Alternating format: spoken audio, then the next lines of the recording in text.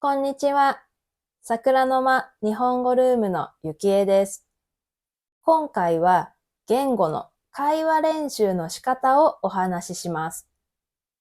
会話練習としてネイティブの先生に教えてもらったけど上手にならないと思っている方はいませんか？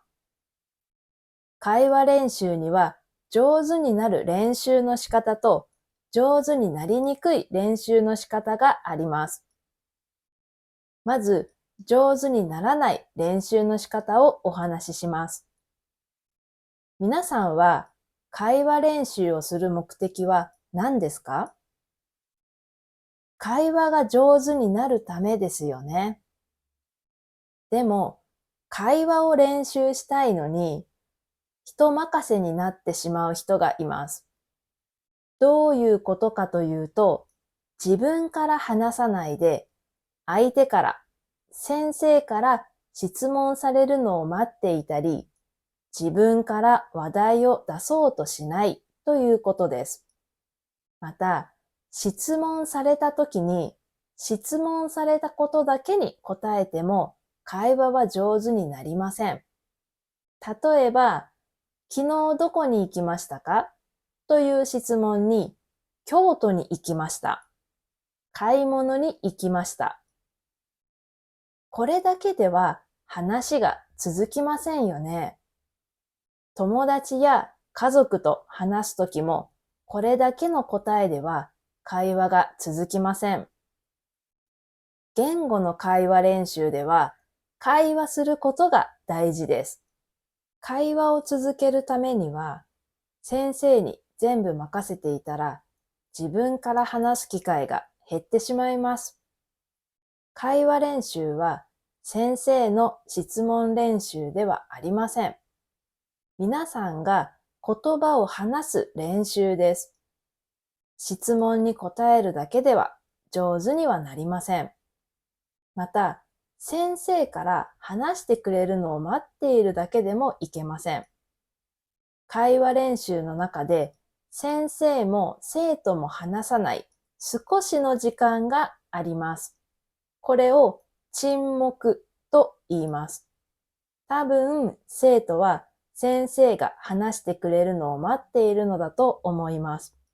その時、先生も生徒が話すのを待っています。さっきも言いましたが、会話練習は生徒が話す練習です。ですから、生徒がたくさん話さなければいけません。では、会話練習の時にはどうしたらいいでしょうか？よくある会話はこうです。昨日どこに行きましたか？買い物に行きました。どこに買い物に行きましたか？デパートです。何を買いましたか？服を買いました。これでは上手になりません。上手になるためには、質問されたことプラス他の情報も話しましょう。例えば、昨日どこに行きましたか？買い物に行きました。服を買おうと思って行ったんですが、欲しい服がなかったので、結局買いませんでした。私の国にある〇〇というデパートに行ったのですが、そのデパートにはいろいろな店が入っていて、たくさんの服が売っています。でも昨日は私が欲しい服がなかったんです。このようにどこに行ったか、そしてその場所でどうしたか、どうだったかもプラスして言います。友達と話すときには、一人がたくさん話すと友達に嫌な顔をされてしまうかもしれません。でも、会話練習はあなたが話す練習の場所です。話しすぎるということはありません。会話練習には沈黙がよくあります。もし、あなたが何かを話したいけど言葉が出てこなくて沈黙になってしまっている場合は、あなたの顔を見れば何か話したいんだとわかります。ですから、急いで言葉を言おうとしなくてもいいです。ゆっくり考えてください。でも、画面をじっと見ている人がいます。それは自分から何かを話そうとしないと判断して先生が質問をします。会話練習ですが、これはコミュニケーションです。どちらかが質問をして答えるだけではコミュニケーションにはなりませんよね。会話が上手になりたいなら、一つ質問されたら、質問されたこと以外にも二つ三つ答えられるようにしましょう。そうすると、先生が質問できることも増えます。また、例えば、最近見たニュースは何ですかという質問に、最近はニュースを見ていません。という答えだけでは困ってしまいます。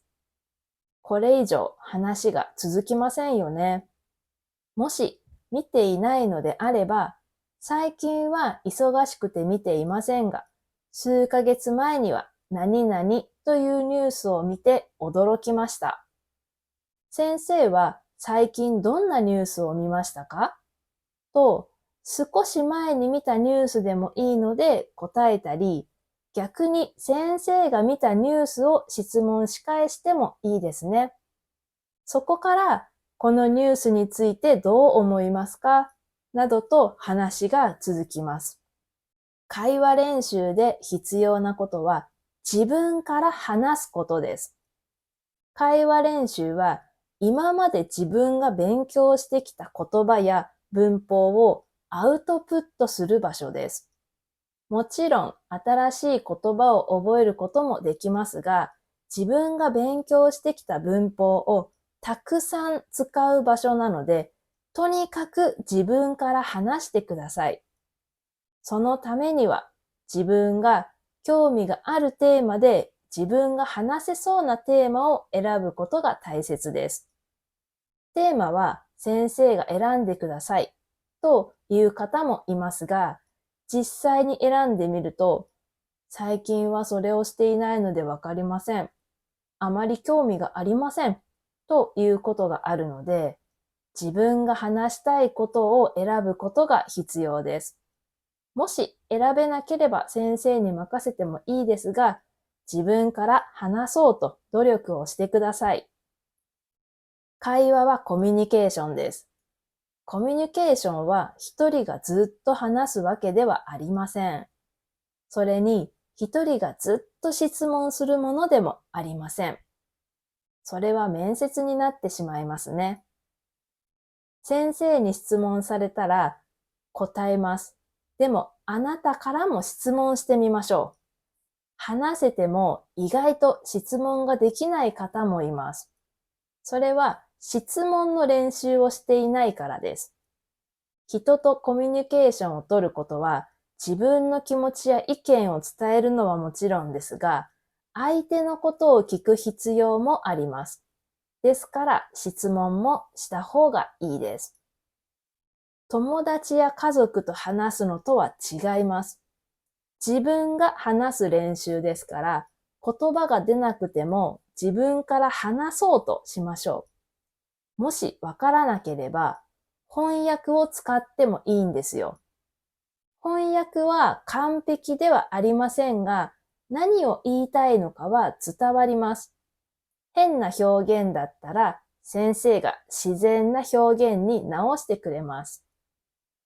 翻訳を積極的に使ってください。会話していると、自分が今までに使ったことがない言葉を言わなければならない場面が出てきます。そこでいくら考えてもわからないです。知っている言葉だけで返事しようとすると語彙は増えません。ですから、翻訳を使って新しい言葉を増やしていくということはとてもいいことです。もしちゃんと伝えられなかったら、会話レッスンが終わった後に自分で調べて表現を見つけて次のレッスンで使ってみたり、先生にメッセージを送って直してもらいましょう。会話レッスンはあなたが話すためのレッスンです。今日はこのことが知りたい。これについて話したい。この意味や使い方を教えてほしいと思ったら、それを先生に伝えてください。先生はあなたの希望通りにレッスンをしてくれるはずです。フリートークが苦手なら、ニュースなどを読んで、それについて話すのもいいです。何かを見て話すと会話が続きやすいです。ニュースを読むと知らない言葉が出てきます。その言葉について会話ができます。ニュースについての感想なども話すことができます。話すことが苦手、人見知りだという人もいますが、会話練習では積極的に話して自分の語彙や文法をたくさん使いましょう。先生はちゃんと聞いてくれますし、不自然だったり間違っていたらちゃんと直してくれます。何回も言いますが、会話レッスンはあなたの練習の場所です。あなたが70% は話すように努力をしましょう。会話がちょっと苦手だなと思っていたら、いくつか使いたい文法を用意しておいて、今日はこの文法を使おうと決めて文法を使ってみましょう。そのためには、その文法が使えそうなテーマを用意しておくといいです。事前に言いたい言葉を考えてメモをしておくのもいいですね。その言葉を自分からどんどん使うようにしてみましょう。もし、その会話練習で言いたいことが言えなかったら、レッスンの後に調べて自分で文章を作ってみてください。自分で文章を作ってみて、それを先生に直してもらったら、どんどん語彙が増えていきます。その場で話せないこともあるし、わからない、忘れた単語がたくさんあるはずです。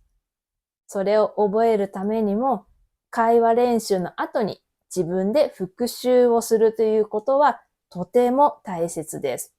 何でもいいからとにかく話そうと70%、60% は生徒さんが話すという人は会話がどんどん上達しています。